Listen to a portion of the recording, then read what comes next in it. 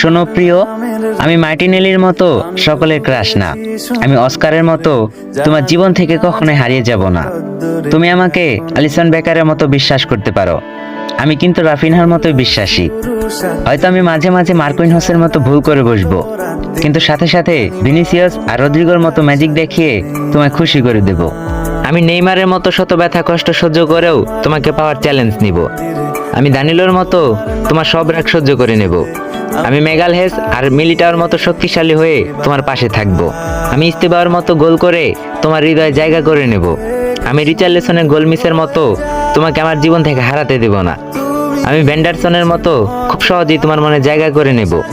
আমি ক্যাসিমেরোর মতো কখনোই তোমার সাথে বাঁকাতেরা কথা বলবো না। আমি গুইমারেসের নিখুঁত পাসের মতো তোমার মন জয় করে নেব।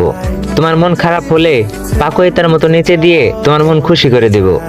তোমাকে নিয়ে কেউ বাজে কথা বললে আমি অ্যান্টনির মতো প্রতিশোধ নেব। আমি হয়তো বেরালদোর মতো স্মার্ট না, আবার পেরেরার মতো সাজানোও না, কিন্তু আমি থিয়াগো সিলভার মতোই লয়াল। কোতিনহোর জাতীয় দলে ফেরার স্বপ্নের মতো আমি তোমাকে স্বপ্নে দেখি।